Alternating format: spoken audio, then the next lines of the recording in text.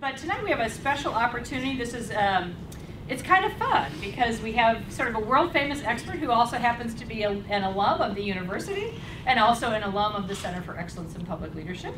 Matt Fairholm, Dr. Matt Fairholm is now on the faculty at the University of South Dakota in Vermillion, and was recently received promotion as a full professor there. So we're so excited about that.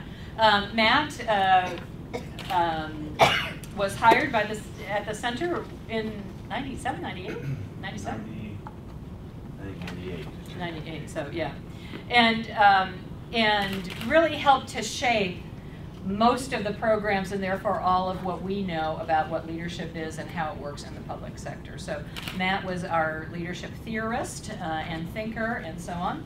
And I was lucky enough to meet him at a graduation, actually. And then when I came to GW several years later, agreed to hire me. So that was woohoo, yay! So it's all his fault. Anyway, but beyond that, Matt really has been a wonderful colleague, and we've been able to continue to work with him even after he graduated with his PhD in public administration in 2002. But he's continued to work with our many of our non-credit programs where we can bring him in the summer and so on. But one of the things that he taught me was the alphabets of leadership, and we've got 4 C's and 5 P's and 4 V's. But one of the 4 V's is one of the frameworks that has an enormous amount of resonance with most of the leadership development work that we do. And the exciting thing is that Matt has finally turned that into a book. And so that's going to be the focus of his talk this evening, is a little bit or a lot about the 4 V's and also his book. And then when he's done talking about it, there'll be time for questions and answers, and then he'll also be here to sign books for you. So you should have a book on your seat and then more here as needed. So, Matt? Thank you.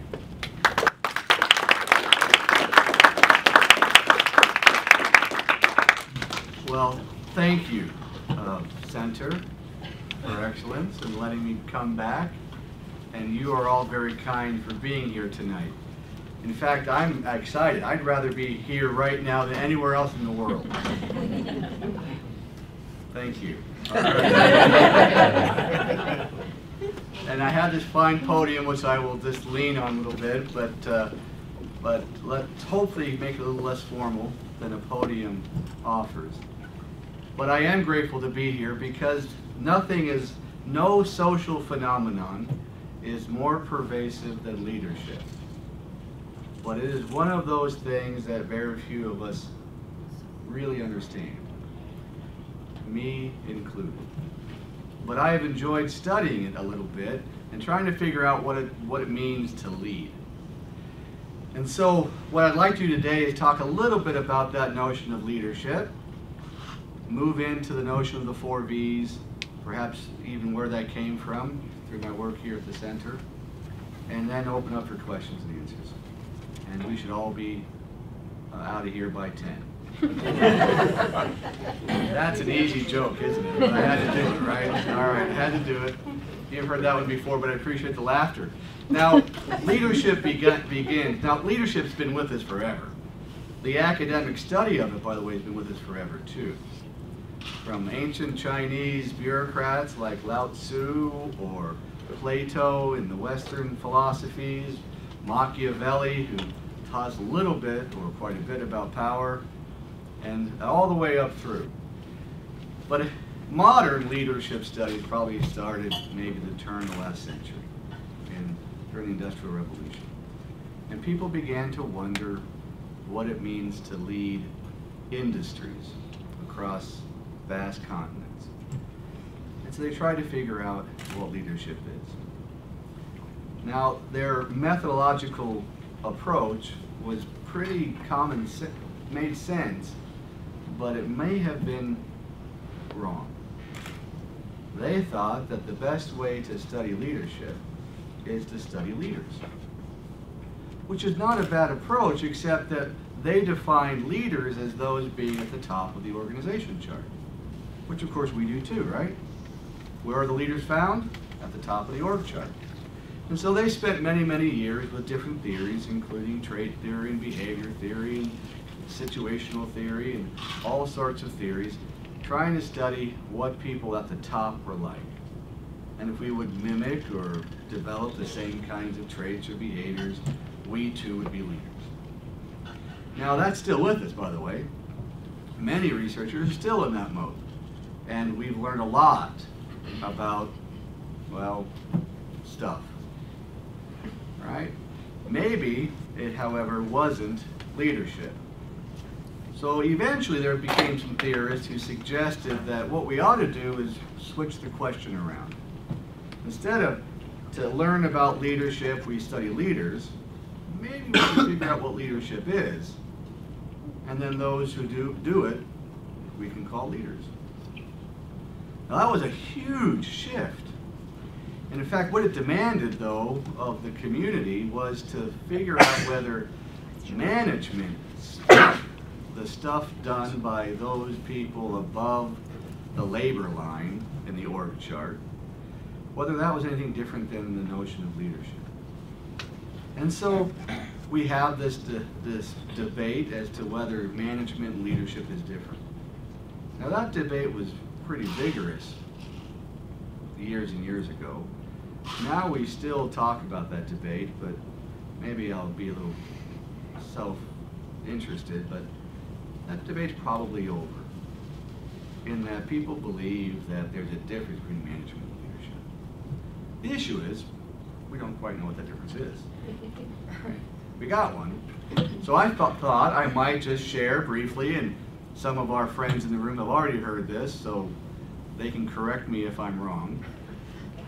But I figured we ought to talk about what management is. So management, I went back to the root definition of the word management, right? So the etymology of the word. And so we find ourselves in 16th century France. Right? Now imagine yourself back in the day, 16th century France, all right? And imagine a picture of a knight in shining armor riding his trusty steed across the meadow. You got that picture? Now, in order for that picture to work, you have to have a trusty steed, right? So you have to tame horses. So maybe a little bit of group involvement here. How do we tame a horse? Break it. Well, you see, we got a little, I planted him. All right, we planted him. You got to break it, right? And we don't, of course, break its leg, we break its spirit, right? We break its will. And we do that in various ways. Of course, I talk to a lot of people back home in South Dakota who do cattle ranching, and they deal with horses a whole lot more than I do. And they tell me a variety of ways to tame a horse. Some are kind of horse whisperer kinds of things. We're not going to talk about that, all right? Although it's very useful, by the way. But to tame a horse, I saw the old cowboy movies, is you ride them till they get tired, till they give up. If they don't, you get the whip out, and you kind of control the animal until they give in. Does that make sense? And the reason we do that is because we want complete submission from the animal. We want it to do what I want it to do, when I want it to do it, the way I want it to do it. Does that make sense? In essence, I want controlled, predictable behavior over time. That's really what I want from that animal. Because the alternative isn't very good. Can you imagine being a knight in shining armor and riding a trusty steed, a creative steed, into battle? You don't want a creative steed when you ride into battle. You want an animal that will do what you tell it to do the way you've taught it over time. Well, the word that was used back in the day for that process of taming a horse comes from the old Latin for hand, putting hand to a horse, handling a horse. And that's mono, and that went through the old Italian, and that became manegere, and then in the old French, manege, from which we get our modern English word manage, management, and manager. So the root of the word management means to beat a horse into submission. Now, for the purpose of having controlled, predictable behavior over time. Now, how many managers in the room would love to have employees who are controlled, predictable, well-behaved, doing things that they're told to do? So management is not necessarily a bad thing, right? We're going like, that'd be heaven, wouldn't it, right?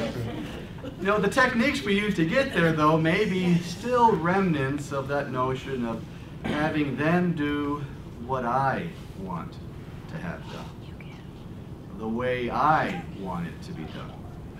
And we sometimes wonder why they resist our efforts.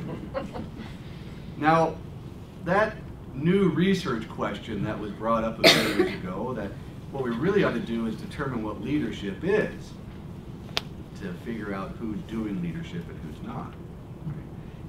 Turns us our attention to the root word of leadership.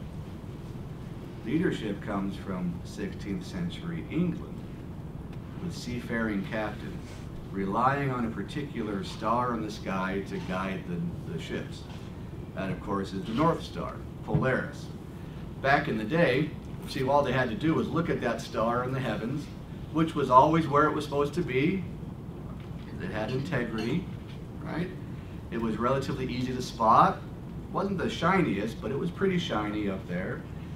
And all the captain had to do was look at that star, and he could make his own decisions about where they were and where they wanted to go and how to get there, just by the influence of the star, without the star laying a hand on him. Now, they used to call that star in the Old English the lode star, L-O-D-E, right? The lode star. And that came from an Old Norse or Germanic word named Leithin or Leodin, which means to help guide someone on a journey or in a certain way, on a path. And so that word got transformed over time into Old English. It was lode and leud and whatever, and then lead. And that lode star was the lead star. And from which we get our English word, of course, lead, leader, leadership. Now the word leadership then is really nothing about control, as is management. It's really about cooperation, about an influence causing someone else to be able to do what they think is right. A lodestar is a teacher, a guider, an influencer, right? And so leadership and management may very well be different things. So the old research questions of studying leaders to understand leadership may have given us some insight about leadership, but it may have mostly given us insight about management.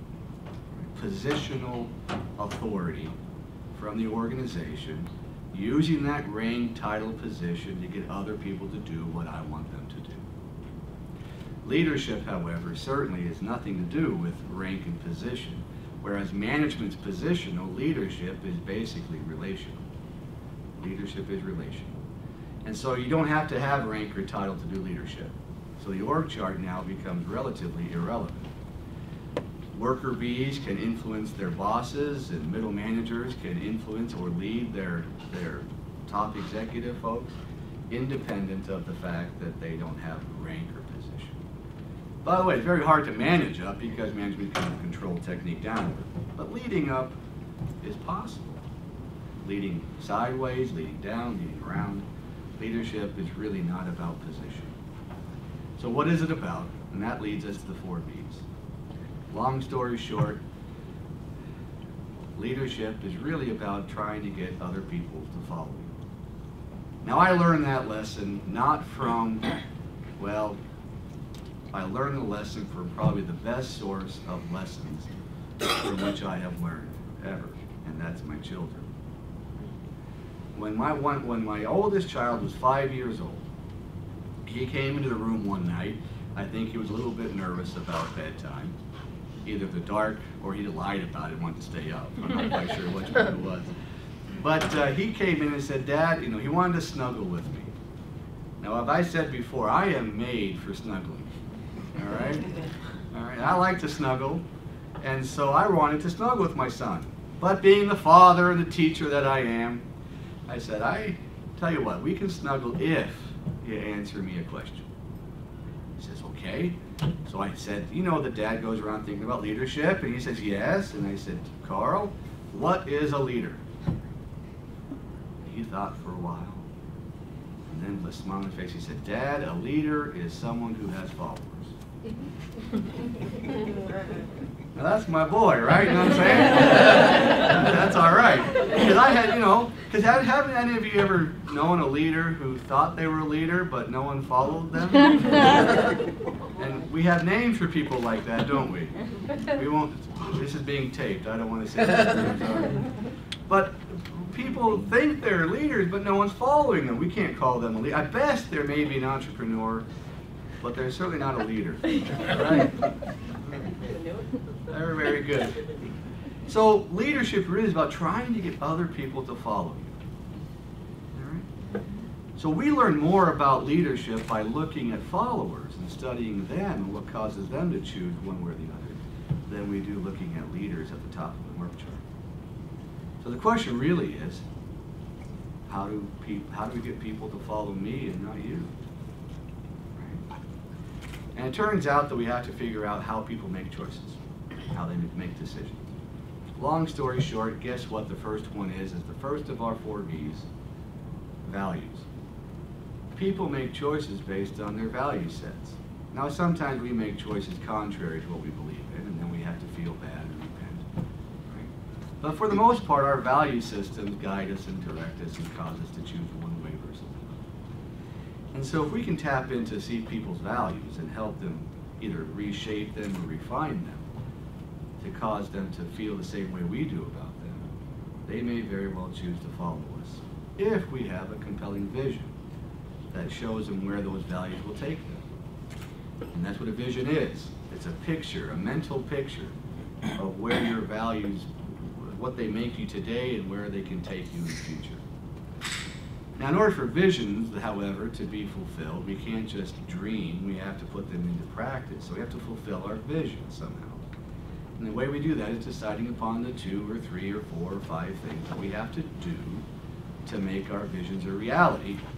And I've called those things vectors. Now I call them vectors for one reason only. It is a V word. But it also comes from Latin, I think, or Greek, I forget which one now, I think it's Latin. And it has to do with carrying forth something, right? Vectors carry forth. They have direction and magnitude. And so vectors, those 4 or 5 steps that we decide on, carry forth our vision into a reality. They are the things we do. We get them done, and that helps us fulfill our vision, which then helps us fulfill our values in life.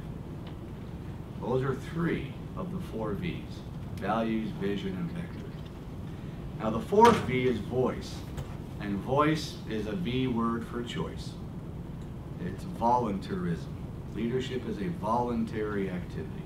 I choose to lead, but you also choose to follow. For instance, how many of you ever chosen your boss? Some of you have chosen your boss. But it isn't often the case, right? Often we get to work and they say, down the hall is your boss, they'll come and meet you. So it's rare that we choose our own boss. But we will always, always choose who we will follow. And we'll base that decision about who to follow on their values and how they view those values in action, vision, and what they're going to do about it in their life, their vectors. In fact, without freedom of choice, volition, voice, there really is no leadership relationship. At best, without voice, we'd have management, I suppose. And at worst, we probably have things like authoritarianism, oppression, dominance, things that aren't right. And so voice is an essential part of leadership theory, right? Maintaining the capacity for other people to choose. And my whole effort as a leader then is to cause you to try real hard to follow me rather than follow someone else. Now that, of course, brings with it moral hazard, right? When we talk about values and having people follow the values and vision and vectors, we have to recognize that there are some ethical and moral components to that activity. And we won't discuss those now except to raise the issue that you got to be careful, and we all have to recognize that leadership is vital but also a moral endeavor because it deals with our values and our choices. Well, having said that, that is the summary of the 4 V's of leadership: values, vision, vector, and voice. Both a prescriptive model, meaning if you want to do leadership, you should set your values and determine a vision and vectors and maintain voice and relationship.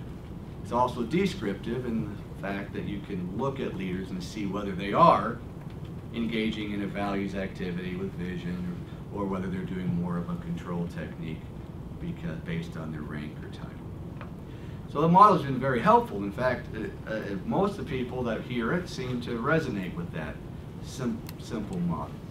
Practitioners find it very useful, and it's been well received. And I should say at this point, a lot of that discussion, not a lot, all of it started at the Center for Excellence in Public Leadership, when it was called the Center for Excellence in Municipal Management. Oh, wow. That was a long time ago. But the work with the colleagues, only a few of whom are still left at the center, and the new colleagues as well, have given me the chance to study leadership and to write down a few ideas and to test them out. And I have to admit, I used many of the programs at the center as, well, testing grounds. Right? They were my guinea pigs. Right? And they also gave me great feedback, and they taught me what it meant to be a leader in practice. And that's why I love this program, the Center for Excellence, as well, is because they take people who are practitioners who want to do it just a little bit better. And they work real hard, and they listen, and they talk to each other, and develop the networks, and they take their personal education seriously, and they are better public servants for the most part. So let me just end briefly with that notion of public service, because I am a public administrator. Well, at least the academic side of the house, right? But I also am a state bureaucrat, right? So I'm a practitioner as well. And like many of you, or most of you, work in public organizations. And one of my mentors taught me that public administration is the being taken for granted profession. People who work in public service are taken for granted. And we want it to be that way. Because only when things go wrong do people notice who we are and what we've been doing or not doing, right? We want to work such that things are smooth for the citizens, and we really thrive on the fact that we're taken for granted. We just serve and work behind the scenes. And it takes a special kind of person, in my humble opinion, to be someone who's willing to spend a career being taken for granted. It takes someone who's willing to serve, put other people's interests before their own, who probably would shun by nature the use of raw control, and would rather influence and cajole and hope and dream that people will do the right thing, anything else. And so I'm grateful to be associated with people, public servants, and the Centers for Excellence in Public Leadership, who associate with public servants and hope in some small way this book and other ideas of leadership can help you serve the people just a little bit better. Thank you very much.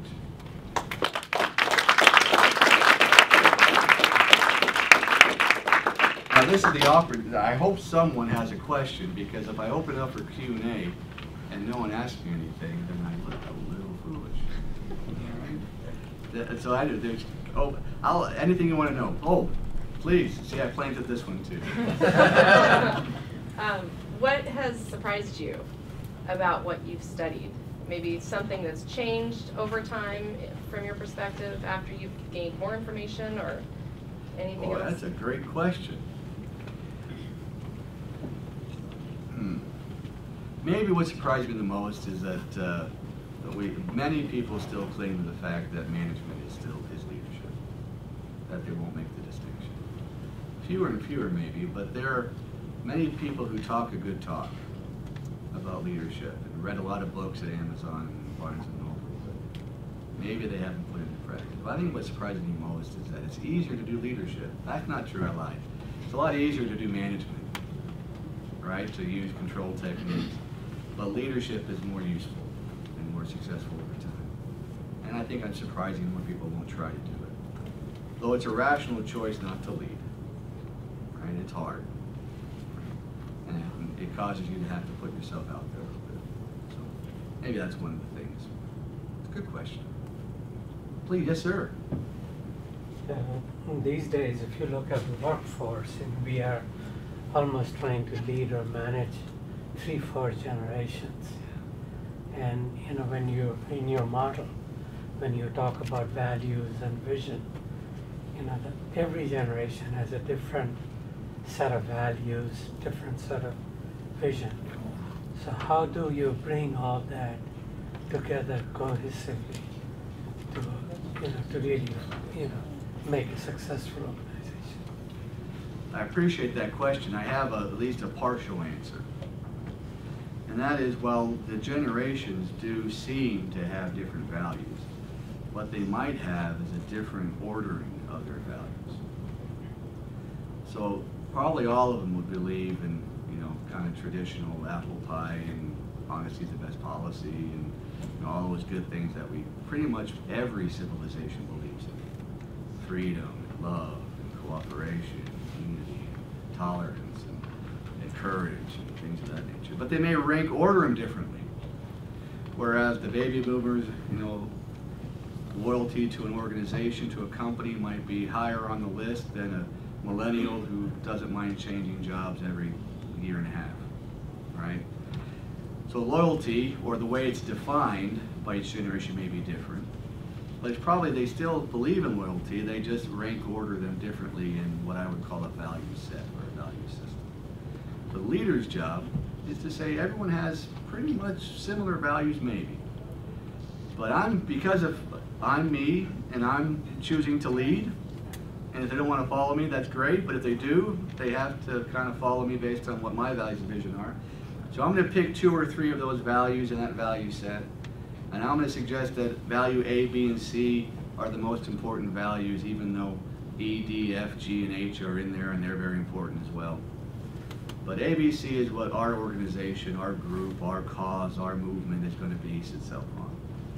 And so my job then as a leader is to teach those values, that rank order, those value sets, that important set of values, to everyone I come in contact with, baby boomer, Gen Xer, whoever it might be, and cause them to understand the way I see these values play out in action, and plead with them to follow me. And then I give them the choice to follow or not.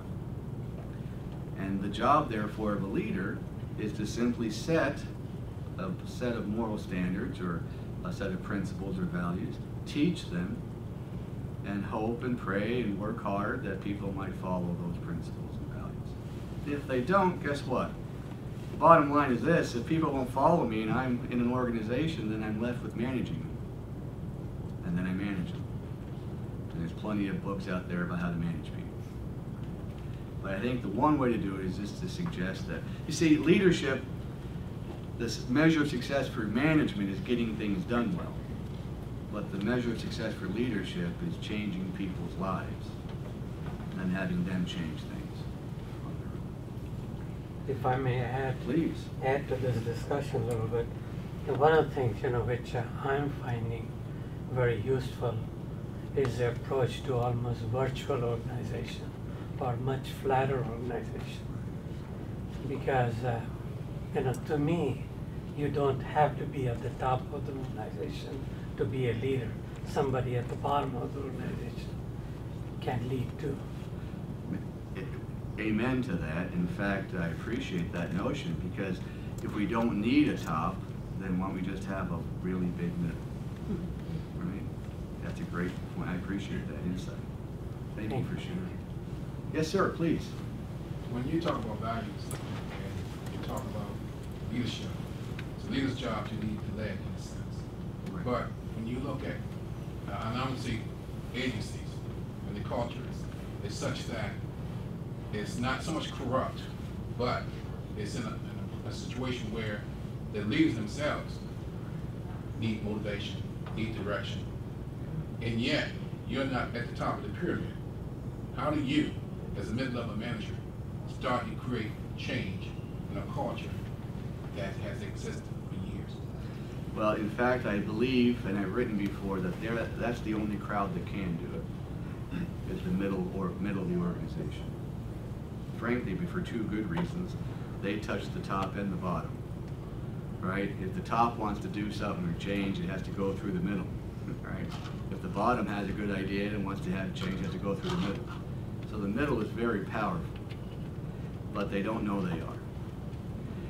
And they may be trying, in my humble opinion, to manage the organization from the middle, which is doomed to failure because management as a control technique is a downward focused activity.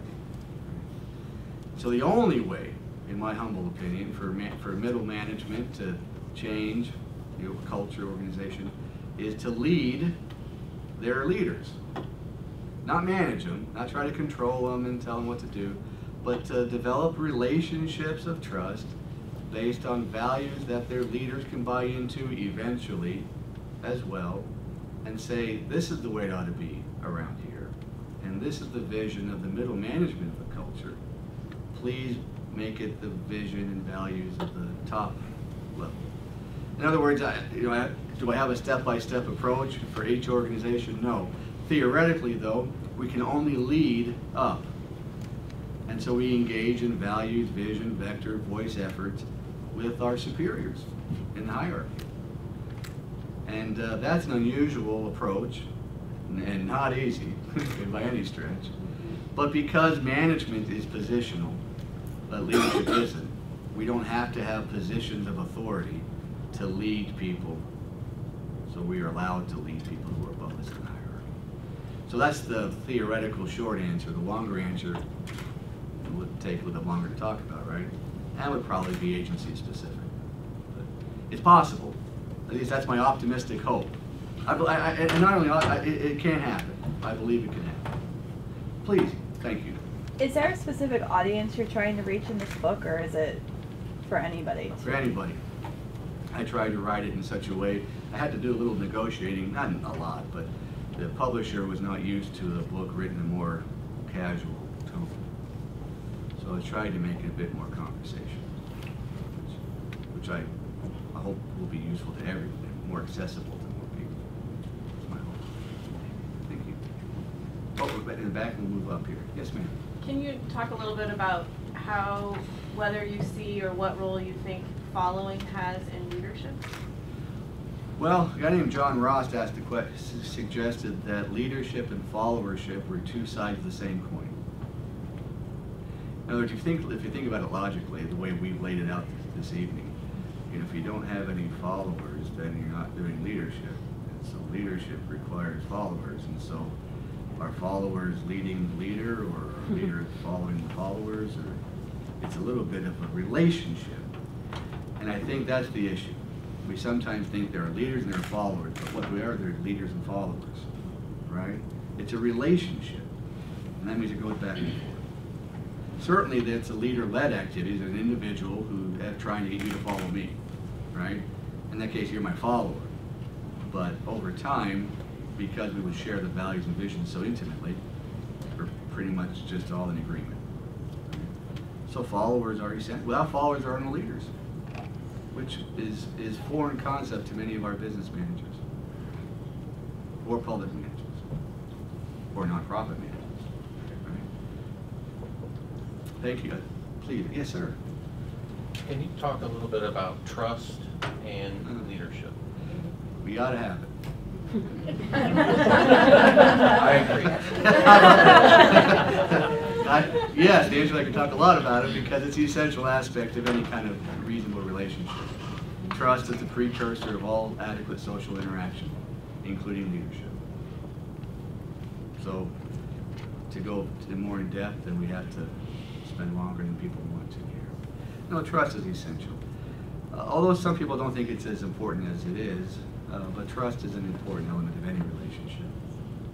And so it's one more tool in our toolbox to help people follow me and you.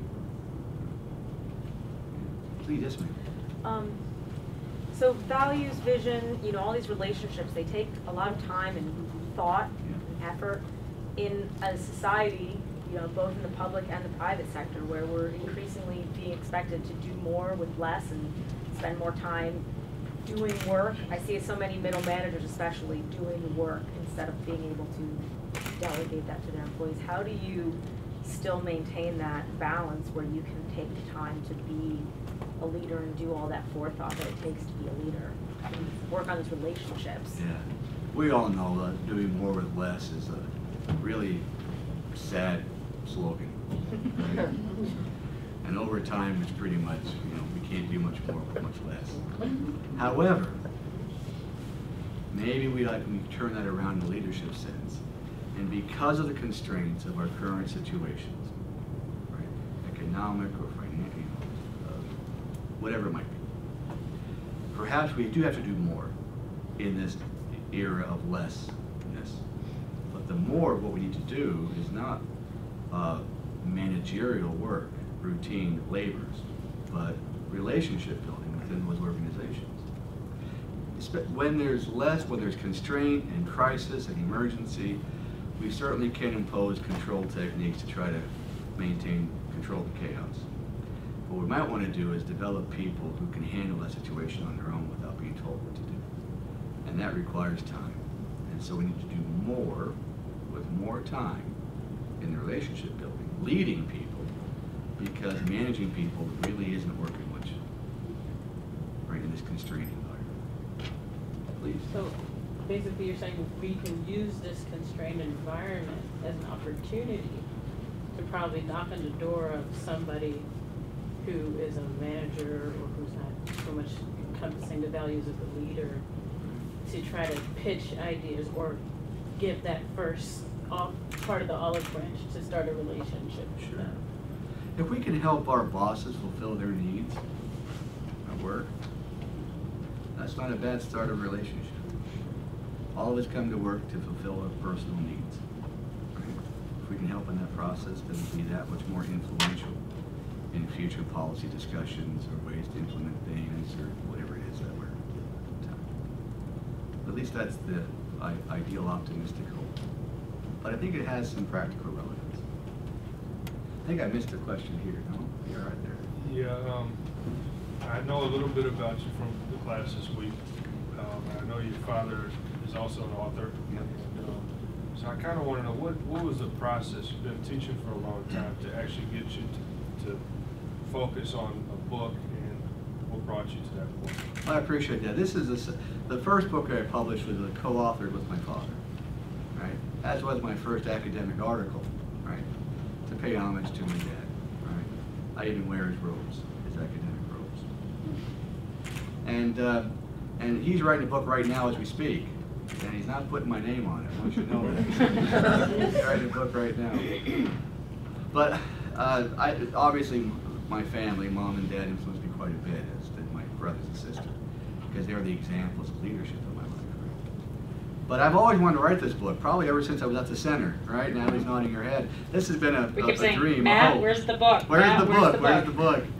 And I think it's because this was a labor of love a little bit, and I was hoping it would be right. But I haven't published a book that's good enough to be published yet, you know? There's always more to do on a manuscript, right? But finally the time came, and I had an opportunity through my university, gratefully, to take some time off. And I followed my wife, who was taking classes at a neighboring university. So I think it was every Monday, Wednesday, and Friday she had classes. So we drove in together, and she went to classes, and I went to the library and wrote the book, right? And so it wasn't for my wife, it wouldn't have been done, right? And I owe a lot to that university's library. I just sat in a little cubbyhole and I wrote the book, right? But it was easier to do that. It only took about 3 or 4 months to write the manuscript, but it took 10 years to develop the ideas, right? And when there came a point in time where I felt I could kind of translate from what's up here and down here, after having put up here through conversations with people just like you, in training courses and classrooms, refining the ideas, reading some books, right? Trying to see how far off I am on these ideas. Finally, it came to the point where the book was just in me and it had to come out. And it was always in me, I think, since I worked here at the center. And I'm glad it came out.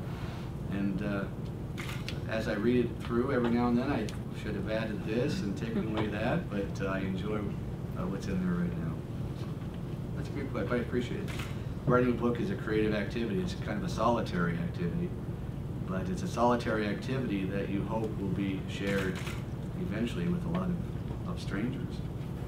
And that's kind of a scary idea. So, but it worked. Thank you for the question. Very nice. Please, yes, sir. You've taken us down the road from beating horses and staring at the sky. Good. So where are we going next with the study and the practice of leadership?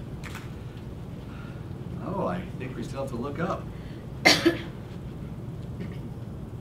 That's a kind of poetic and cryptic answer, isn't it? I think we still have to look up, right?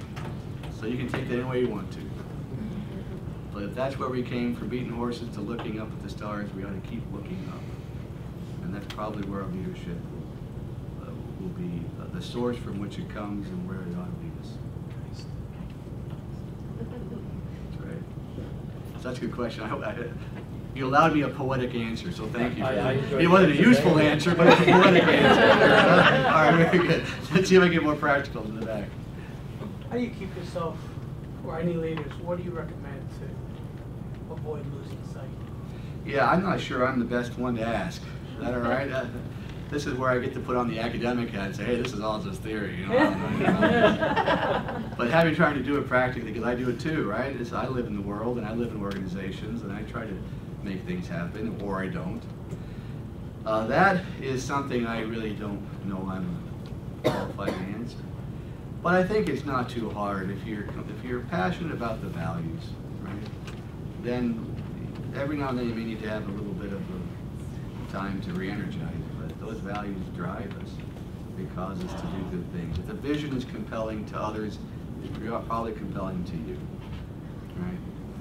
And those who inspire others have to be inspired themselves, so I would take the time to be inspired by the values and vision that you're trying to share with others. But then I would go to the bookstore and look in the self-help aisle, you know what I mean? And give better advice than Parham can give you on that one, because I wish I knew all those answers too.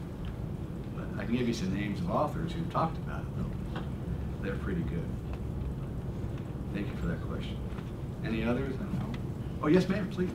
So, outside the context of the organization, when you were talking about followers, the first thing that came to my head was followers on Facebook, followers on LinkedIn, social media, followers. And I'm curious how the theory of leadership fits with this sort of social and professional media networking now. Is that real leadership and following? Is that just cool that you can just be a follower and go out there on some sort of a website and collect a bunch of followers? And that's a tremendous question, and actually worthy of a lot deeper thought than I'm going to give it to you right now. But I've thought about it a little bit, and I think for me the answer is we ought not to confuse popularity and celebrity, right? And the desire to be cool with someone who I don't even know. With leadership, which is an activity of intentionally trying to guide certain people in certain ways based on a values framework. And so, just like the word leader's been corrupted, right? You know, leaders may be managers or they may be power wielders, but we call them leaders anyway. I think followers are being corrupted now too, the word follower. Right? So maybe more etymology, more root word discussions is useful.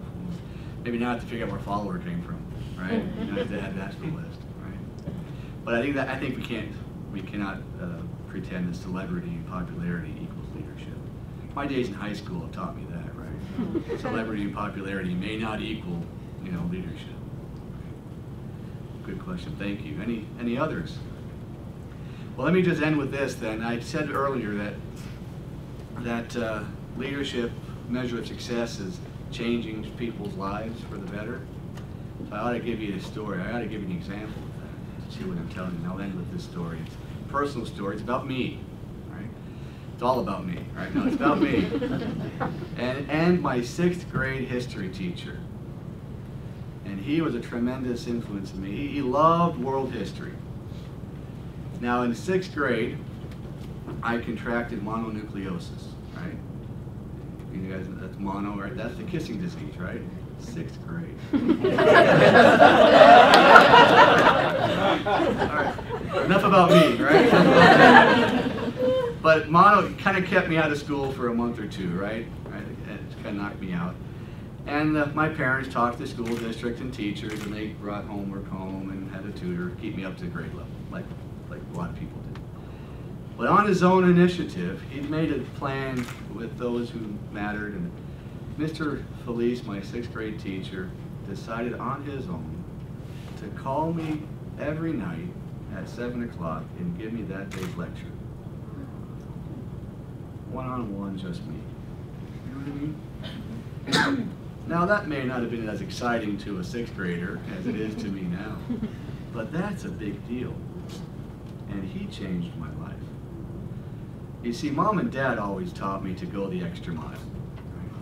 But Mr. Felice showed me what that meant in ways I think Mom and Dad couldn't show me. Right? And you know, Dad would always say things like, work $1.10 for every dollar you earn. You know, that kind of work ethic stuff, right? That Dad'd say, you know, I don't know. But Mr. Felice showed me what that meant in ways maybe others couldn't. And Mom and Dad always taught me to love and care about people, right? And Mr. Felice showed me what that meant in ways maybe others couldn't. He didn't necessarily, you know, teach me new values or, you know, but he refined them for me, right? He made me see them in ways that were practical and applied. And he changed my life. And that's what leaders do. They cause us to be changed so that then we can change things and other people as well. Thank you for your time this evening. Appreciate it.